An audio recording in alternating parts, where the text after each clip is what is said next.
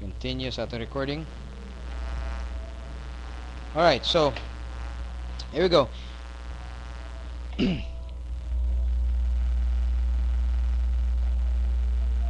So we understand nga ang church right now are disintegrated, no?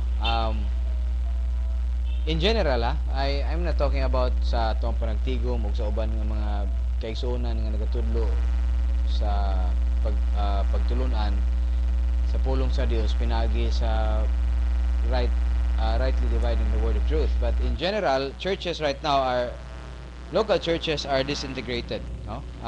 They are disoriented with the facts and the truth of God's word based on and believers who are falling apart, believers nga mga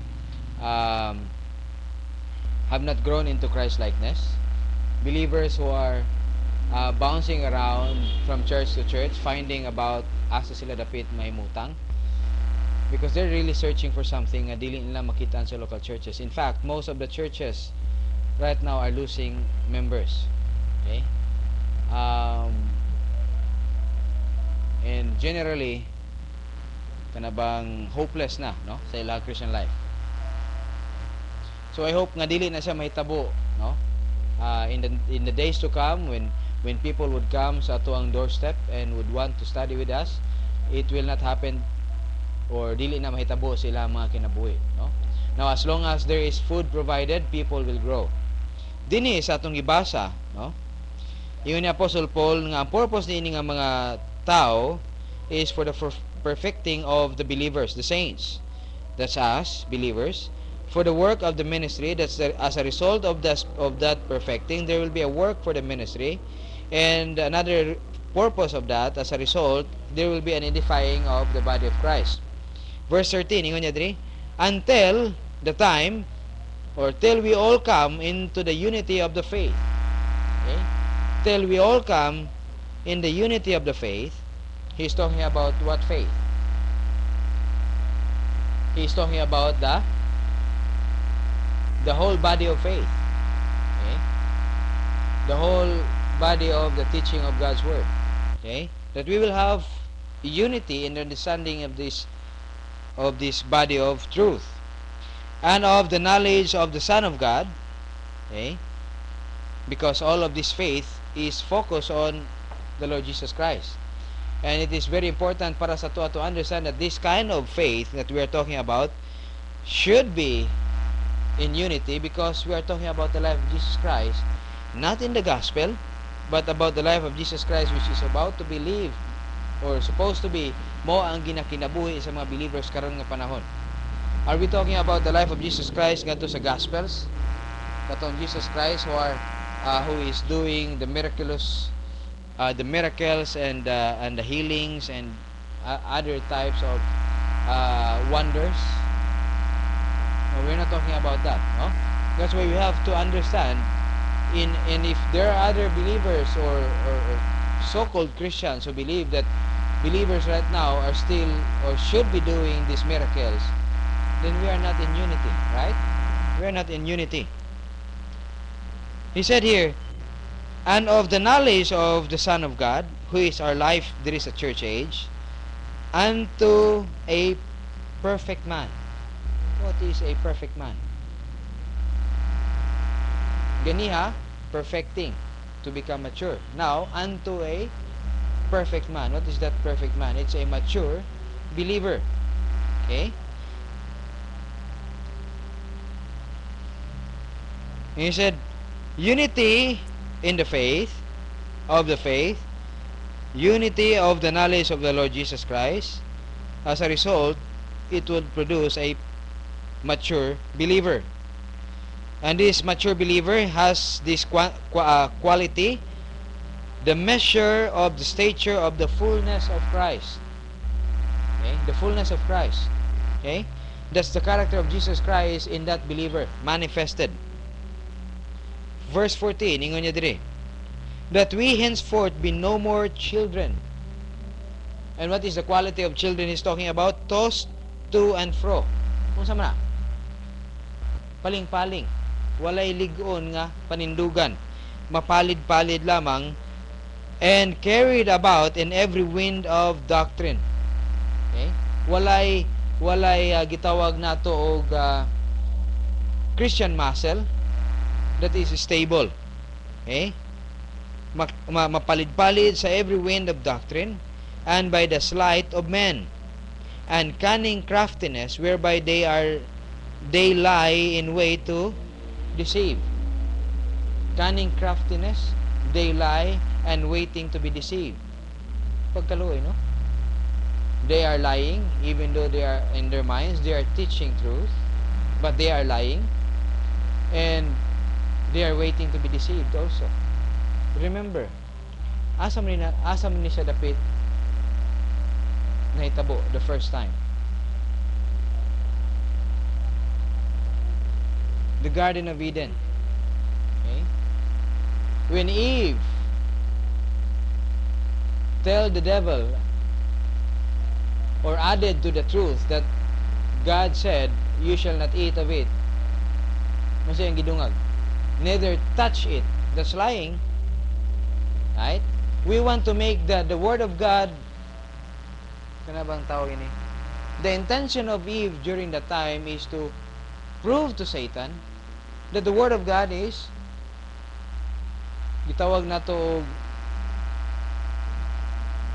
sa tawagan nga term, is very sure sa iyang kaman. Unya tungod sa iyang desire nga iyang paligunon kini nga word, iyang gidungagan og even touch it. Okay? Asa man nagikan? There is none. But she said, and Satan knows that he is not telling the truth. That's lying, right? Now he is deceived, or she is deceived. Nakita niyo ang concept? If the enemy knows that you are teaching or telling something which is in addition about the truth of God's word, 100% truth, kung dungagan nimo na, Satan knows that you are lying. Kung kuhaan nimo, Satan knows that you are lying also. As a result, you will be deceived. Right? Once nga dunay gidungag ug dunay gikuha niya ng insakto nga pagpanudlo sa pulong sa Dios, there is a deception waiting. So yan dire, they lie in wait to deceive others. Okay? But speaking the truth in love may grow up into him in all things, which is the head, even Christ, from whom the whole body fitly joined together and compacted by that which every joint supplies, according to the effectual working of the measure of every part, makes increase of the body unto the edifying of itself in love. Okay? From the start, maybe it's weak, but as truth being taught ngadto sa mga believers, it will go into a form of solidifying the body. From the start, nagsugod pa lang siya, medyo weak pa na siya, no? But because he is being provided with the essential nutrient, the truth of God's word, as a result, the body of God, or the body of Jesus Christ, is solidified. Okay? So nakita nato ang result nganong dunay division right now is because of a failure to rightly divide the word of truth, failure to teach the word of God. Now, let's continue. Most of the teachers right now are saying that you have to have a ministry in order to grow. Asa man ining duha ang tinuod? Maturing towards ministry or ministry to be matured? Which of the two? We believe that this is correct. A mature believer can do his ministry correctly. But ministry first to be mature, this is wrong. This is not part of God's plan, but most of the churches are promoting ministry for maturing. Ang gigamit nga term is magtubo ka diha sa pagpangalagad. Is that foolishness, do you think? I believe that that statement is false. Okay? And that is deception. You cannot grow by ministry. But if you will grow, ministry is what? Is the result. Okay? That's the result. And the ministry will not fail. And that's for sure. Right? And the body of Christ will be edified. Believers will become mature. Okay? Is it the job by grace? Yes, the job of the evangelist is to preach the gospel and let them grow into Christ likeness if there is no gift of pastor teacher yet nga maabot niya. But if there is already, then leave it to the pastor teacher aron kana siya nga ministry will grow. Here is the most of the problem right now is that ang mga evangelists will not leave the church. Why? Siya ang nag-found sa church. And when the right pastor teacher comes and was supposed to be the person nga magpalig-on sa mga believers diha sa local church, unsay buhaton sa evangelist niya na nga nag-establish sa local church. Labi na kung dunay building na, pero lisod na biyaan. Labi na kung daghan na kayo og himan, projector, computer, and musical instruments maybe, bangko, aircon, and everything. Of course, there is money in it. Lisod na kay biyaan, no? Ha? Nya daghan nag-members? No? Sayang, no? Ako'y nag-pioneer ini nga church. Unya ihatag lang nako sa imo. Okay? Now comes selfishness. Unsay ang purpose good? He is not building the body of Christ. He is building his own body. Okay? And we understand that that church will not even grow for the purpose of glorifying God. Now, let's continue. As a result of that, nakita nato nga after everything dinhi sa kalibutan, we understand that the end of these things, kung buhi pamantanian nga time, will be the rapture. Okay? Right now, kung doon na may mamatay, they are in Christ. Dili na siya mausab, no? But we believe that during this time, asa man ipadto tanan, kung nag-grown up na ta, nagbuhat na ta sa mga bulhaton, nagisango sa atong Dios sa ato, we have grown up, we do our ministry. At the end of everything sa imong Christian life is that either moabot man ang imuhang door of death or the rapture.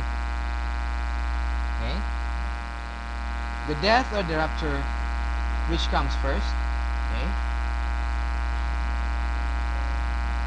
Ang imuhang production, the divine production nga atong ginaisgutan, okay, will soon be judged. Soon. And that judgment is not talking about ginatawag nato og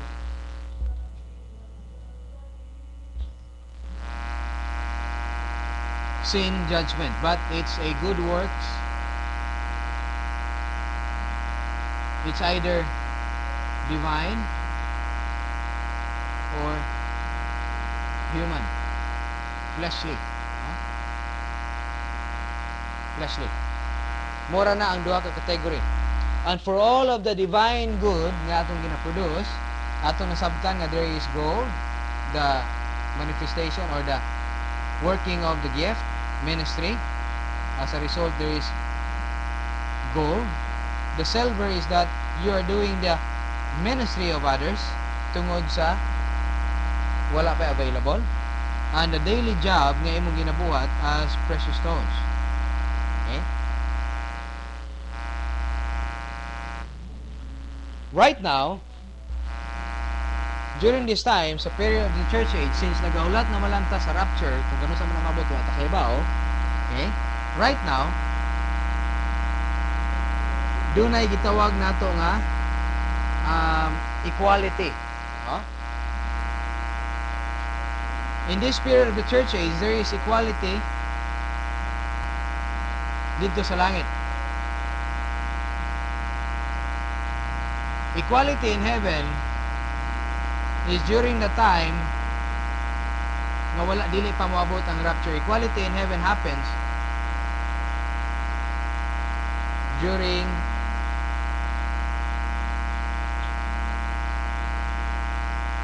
or sabay ang sao ba nato na pagkuan. There is equality in heaven right now tungod kay because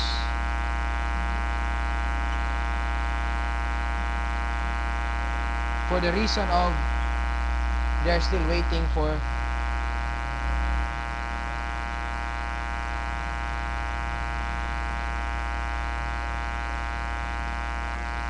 while waiting sa bima. Okay? They are raptured already. Okay?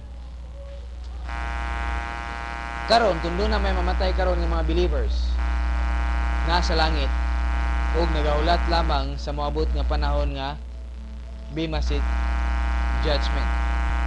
Right now, there is equality in heaven. Nga naman, tungod kay wala pa man di-judge ang mga maayong buhat sa mga believers. Okay? Now, let's go now to the day of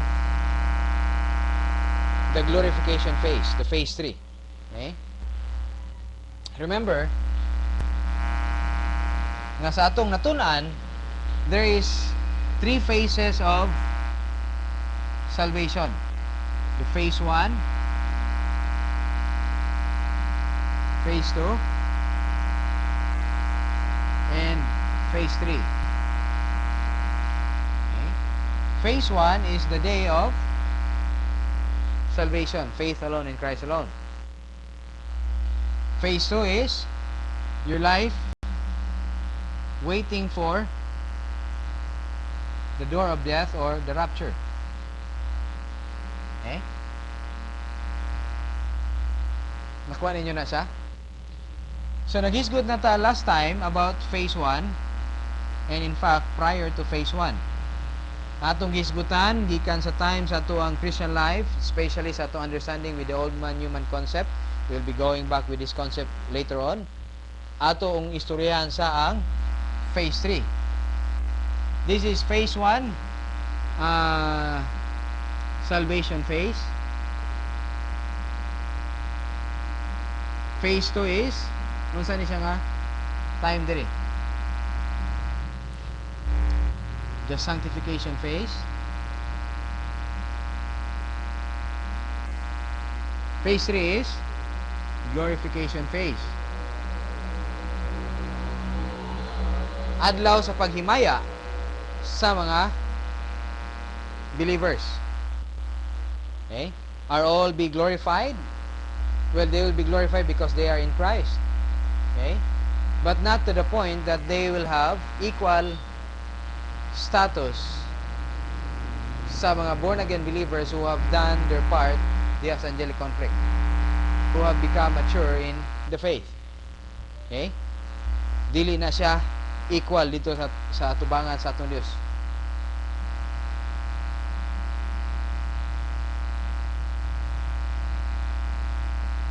But for now, they are in the state of equality.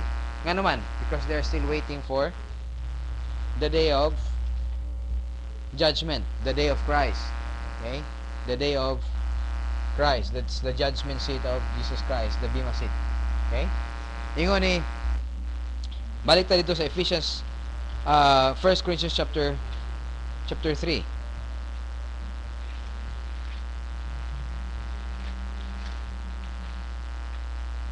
Makuha na to na siya nga concept. Okay?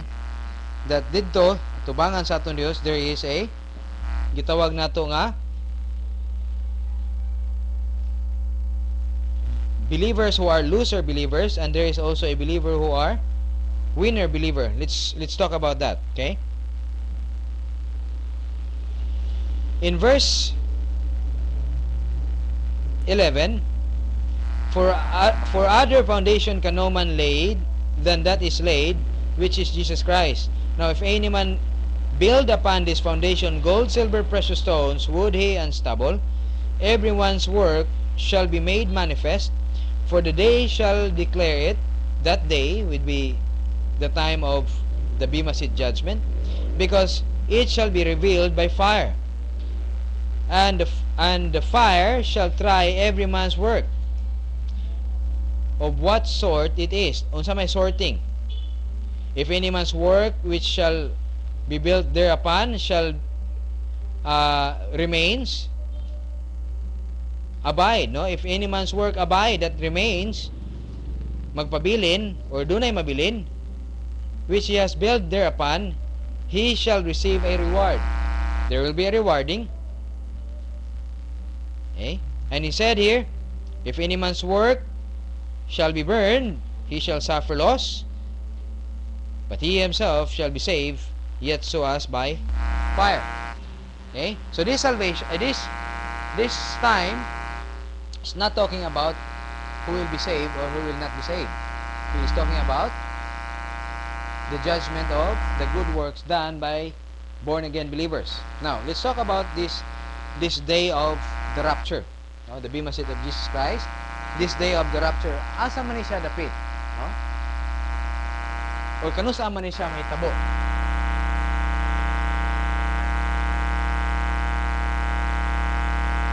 Remember that the phase 1 and the phase 3 is God's work. Dili ni siya atong trabaho, no? Walay tao nga makapugong kung kanusa ni siya may tabo ang phase 3, glorification phase. But we try to think about kanusa man ni siya mahitabo. Okay? Remember nga ang tanang plano sa atong Dios is of certainty, no? Mahitabo gyud. But this is the only time nga kini siya nga kining rapture is not dated. Okay? Wala siya exact date kanusa mahitabo. Okay? Ingon pa ni Jesus Christ dito sa Acts chapter 1. Remember nga ang mga believers, even Peter does not really understand the church age yet. Huwag yun sila kasabot. Okay? Kung nakabantay ka, ang ilang gipangutana diri verse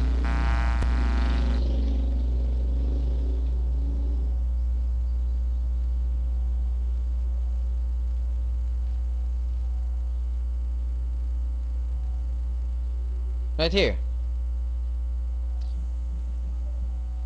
Verse 6, nag-ingon siya diri. Yeah, he appeared unto them, and chapter 1 verse 1, and ngadto sa verse 1, chapter 1 before sa verse 6 nagisgot siya diri regarding bago siya nisaka sa langit, no? O nagpakita siya sa mga disciples, and he's speaking about the things pertaining to the kingdom of God, and being assembled together, verse 4, with them commanded them that they should not depart from Jerusalem, but wait for the promise of the Father, which he saith, you have heard of me. In verse 5, he said, for truly John baptized you with water, but ye shall be baptized with Holy Spirit not many days from now. Verse 6, when they therefore come together, they asked of him, saying, Lord, will you at this time restore again the kingdom of Israel? They are thinking that during the time of, and here is the timeline once again, right?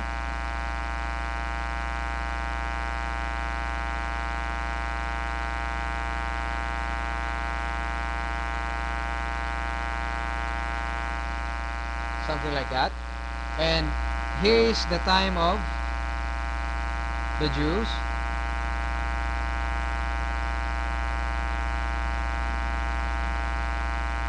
Which is, ang time sa church age is intercalated at AD 30 until the time of the rapture.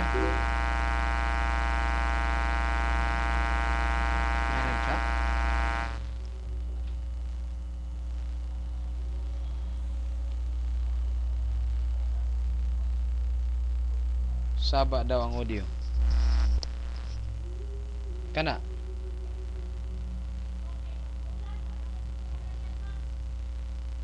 Saba gyapon na.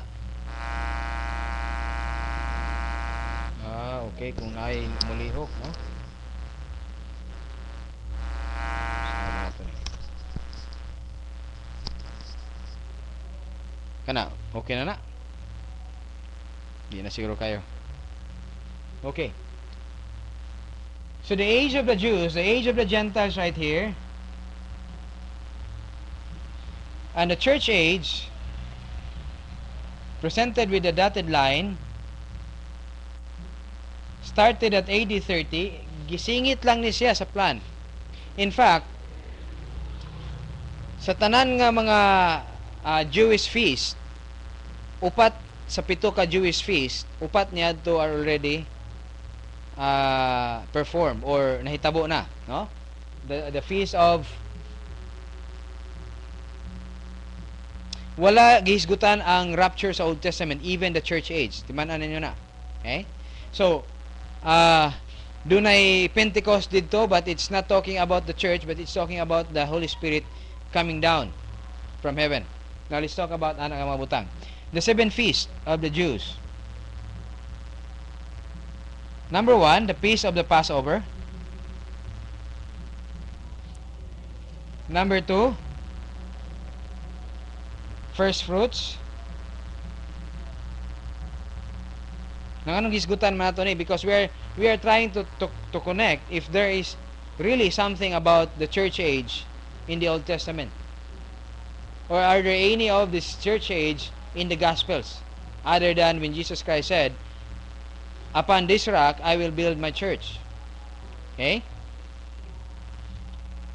Number 3, hinumdum mo sa mga kuan, feast of the first fruits, the feast of the weeks or Pentecost.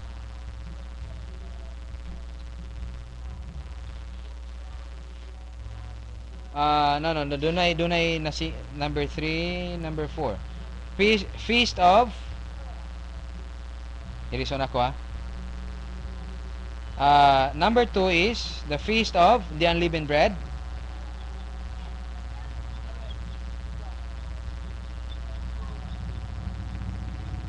Number 3, first fruits. Number 4, Pentecost. Number 5, 6, and 7. Okay? The Feast of Trumpets. The Feast of Atonement.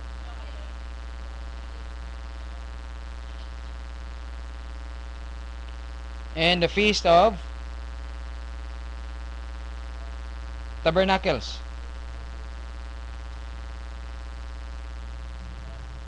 Where do you think in those feasts? I said nga kining upat nahitabo na, kaning tulo wala pa. Asa man dapit diha ang church age regarding niya ng pito ka mga feast, appointed time of God? The trumpet feast is talking about the second coming of Jesus Christ. The Passover is Jesus Christ crucified. The unleavened bread is that Jesus Christ, as He purged out the sin, this time nasa sa ilawom sa yuta. Okay, bursting to bring life. Okay, so this is the time that the unleavened bread refers to sinless, or gitawag nato og walay stain of sin. Okay, leaven means or signifies sin. During this time, Jesus Christ already have won for the sin of mankind. He already have paid. Okay, the unleavened bread. Okay, you make it possible that every person who takes of that bread will also be unleavened. Okay, the first of the first fruit is talking about resurrection. Okay, although this feast for the Jews, lahi ilahang meaning nini. The Passover is katong time sa pag silo. Kinumdo mo? Supposed to be mamatay ang mga ang firstborn kung wala sila dugo diha sa doorstep. Okay, pag silo, dili pagpasilo kun dili pag silo. Okay? During the time, uh, para sa mga Hudyo is of another meaning, but during this time, the Passover, it's talking about the Passover meal, wherein the Passover lamb is slain. Prior sa preparation sa Passover, dinhing apart, Jesus Christ is already crucified and He is the perfect sacrifice for the Passover. The unleavened bread, humana ni siyang first fruits. Ang Pentecost is during the time the Holy Spirit came down from heaven, okay, to reside to every human being who will be saved. But the focus of the Pentecost is about the Holy Spirit coming down, okay, 50 days after the crucifixion. Now, ang wala gihisgutan din is the time of the church age. Never been taught para sa mga Hudyo. The day of the trumpet is Jesus Christ coming down from heaven. Okay? But we are not being talked about. The prophets from the old have never known. Only Paul has been taught about these things. Even Peter, unsay pangutana ni Peter? Will you in this time restore the kingdom of Israel? Mo pagani iyang pangutana. Then he never understand the church. Okay? He never understand the church. Okay? Now, there is a trumpet being sounded during the time of the rapture. But it is not talking about this feast of the trumpets. Okay? Dili. Because this is the second coming. Okay? This is the second coming. Continue. Now, during this time, we are still waiting for that rapture. In fact, there is gitawag nato og ng equality in heaven during this time.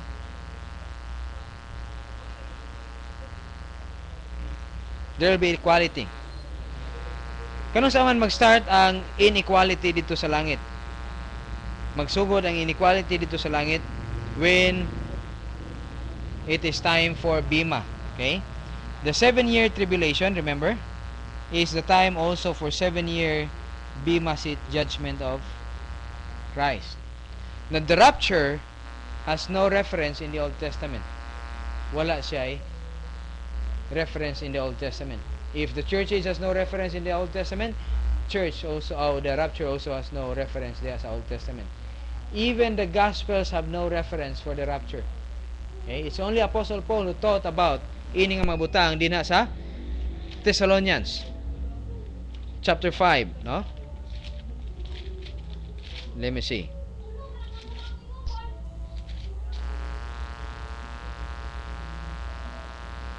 Verse 1 Thessalonians chapter 5. But the times and the seasons, brethren, you have no need that I write unto you, for you yourself know perfectly that the day of the Lord Jesus Christ so cometh as a thief in the night. Nobody will know. Nobody knows. Unsay ingon ni Jesus Christ dito sa Acts?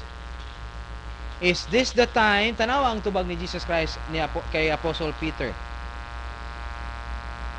It's quite interesting because Jesus Christ answered, He said, when verse 7, ang pangutana ni Peter, will you this time restore again? Chapter 1, verse 6, last part. Acts chapter 1, verse 6, last part.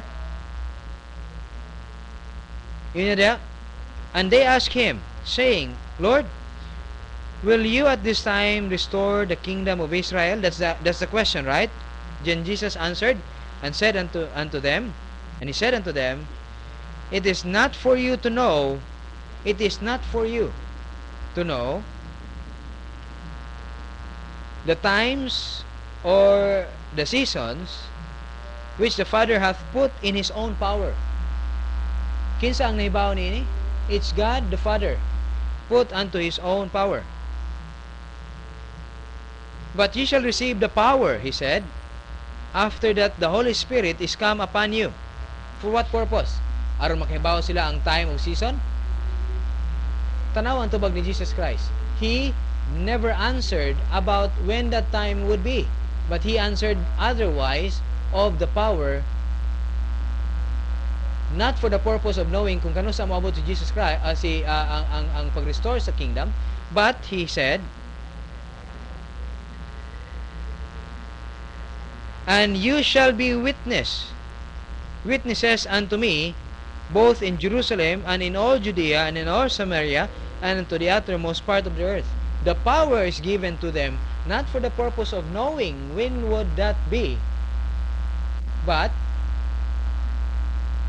becoming witness. Kung kana bang nakuha nimo ang concept nga kung dunay pangutana tubagon unta nimo sa insakto nga tubag, okay? Pero kani ba nga time gitubag ni Jesus Christ ug insakto ang mga disciples? Actually gitubag sila ni Jesus Christ ug insakto. Ang question is wrong. Okay? Apostle Peter considered about the kingdom. Jesus Christ is talking about the church. Now that Jesus Christ understands that the plan for Israel is halted. So may halted, another term. Pause. Na-pause siya, no? He understands that there is another time element nga ginisgutan diri, which is the church age. Jesus Christ, in the short period of time, declared unto them what would come next. This power will come to you and you will become my witness. He said here, in Jerusalem, Judea, Samaria, and uttermost part of the earth. How many times did Jesus Christ make the question corrected? Okay? There are so many in the past nga gina-correct ni Jesus Christ ang mali nga mga pangutana. Right here, gidiretso ni Jesus Christ og tubag what would come next. It's not about the kingdom or when would that time be. He said, it's not for you to know. Okay? It is not for your own benefit to know about when would that time be. Nga naman,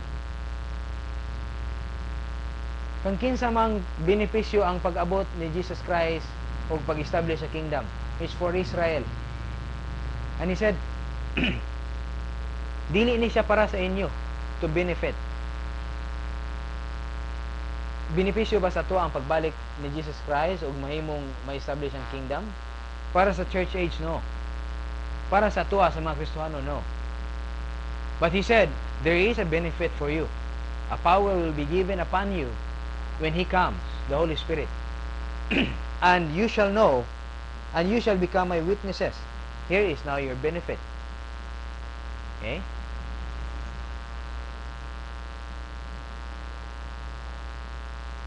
And on the otherwise, on the contrary, o contrary bagyod na siya ang statement ni Apostle Paul diri sa Thessalonians, the answer is no. No? Because he said, verse 5, chapter 5 sa 1 Thessalonians, ingon niya, but of the times and seasons, brethren, you have no need that I write unto you. Nga naman, ingon niya, for you yourselves know perfectly that the day of the Lord so cometh as the thief in the night. This is the only time that you will understand Jesus Christ saying, you don't know. And this is not for your benefit. Nga mahibalaan ninyo ni siya nga time. Ang day of rapture nga ginisgutan ni Jesus ni Apostle Paul here is very clear that nobody knows kung kano sa may tabo because it comes as a thief in the night. The reason why Jesus Christ said, only God the Father knows.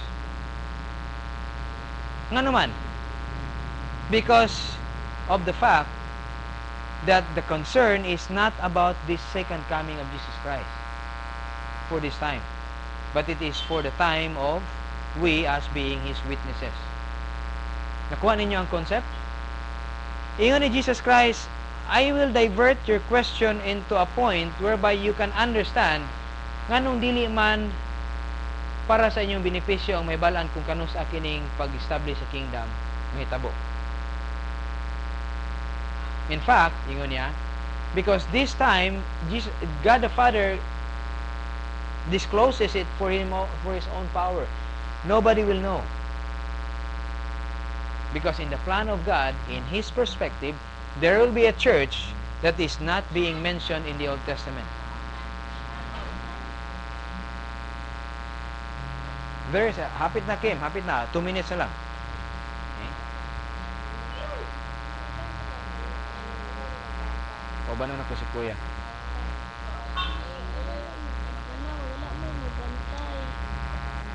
Kung maguban si Kuya.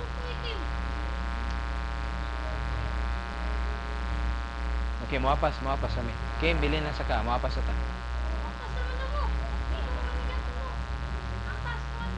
Alright, let's go back.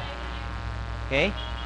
We're threading to the point, did Jesus Christ know about the church? He knows. Did Jesus Christ knows about the second coming? It is provided in the Old Testament. Daniel knows that on the 70th week. Kano sa ganin siyang week diri? The 69th week, the Messiah will be cut off. Remember? And the 70th week, 7 years after Jesus Christ will be crucified, remember, Jesus Christ would have answered, hey, 7 years after nini, I will come back to establish my kingdom. But he never answered that. Unsa may ang tubag? Nobody knows. Is it really true that nobody knows? God the Father knows. Jesus Christ would have known because he knows that after 7 years, the 1 week ang Shabua sa Hebrews is equivalent to 7 years. Diba? Now what happens to the answer? Supposed to be, yung itubag is 7 years after Peter, and you all nagapangutana sa kwa 7 years after the kingdom will be established. But he never answered that. Okay? In fact, he said, nobody knows. And it is not for your benefit. Why? Because in fact, this establishment of the kingdom is halted. Not within the 7 years. Okay? But for the time, kung kano saan na mahitabo, here is. Ingon niya.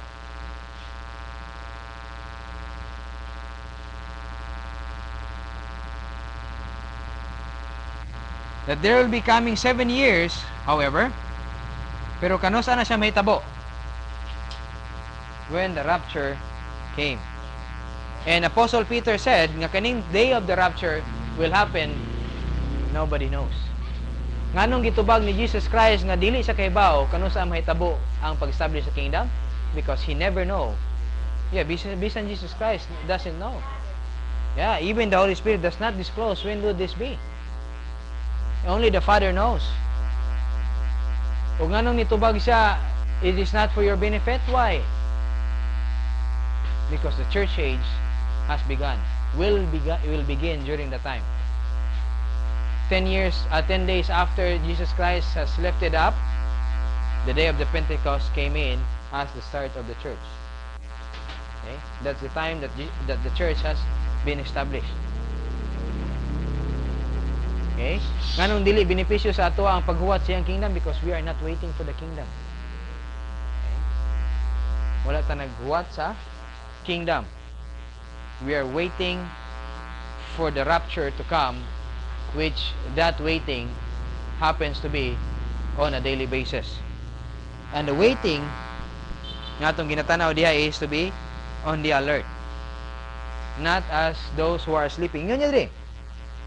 For when they shall say peace and safety, then sudden destruction comes upon them, as travail upon a woman with child, and they shall not escape. But ye, you brethren, are not in darkness, but that day should overtake you as a thief. You are all children of light, and the children of the day. We are not of the night, nor of darkness. Therefore, let us not sleep. Okay, that's the word. as the others do, but let us watch and be sober. The waiting of the rapture is not for the purpose of sleeping, but being awake, aware that it would come even the next second. Okay? If you wait for the kingdom, you will know that it's 7 years after, but it is not for your benefit. He said, but the power will come upon you, and you shall become my witnesses. Okay?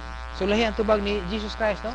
But He is only providing the correct answer, guiding them to the correct question supposed to be, Lord, what would happen next? Now that you have died, rose again the third day, what happens next? Kung mo na ilang pangutana, supposed to be Jesus Christ would have answered directly, you will become my witnesses. The Holy Spirit will come and you will become my witnesses in Jerusalem, in Judea, in Samaria, and to the uttermost part of the earth. Okay? But because they answered about the kingdom, He said, well, I don't know. It's not for your benefit also to know.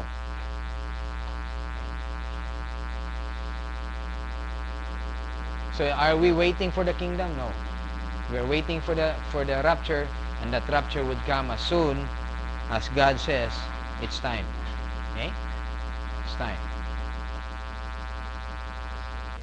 So it's time really. So we will stop and balik ta next week about this concept of the rapture, the Bema seat, and the second coming. And then may istorya ta about the kingdom, kung sa kinabuhi dito sa mga believers. We will talk about Operation Nikkei regarding overcomers, kung sa ato ang kinabuhi dito sa kingdom. Okay? Do we have questions? Kung wala na, then we go sa ato ang closing prayer. Let's pray. Heavenly Father, we thank you for this opportunity once again. And we know, Lord, that most of the believers right now are sleeping.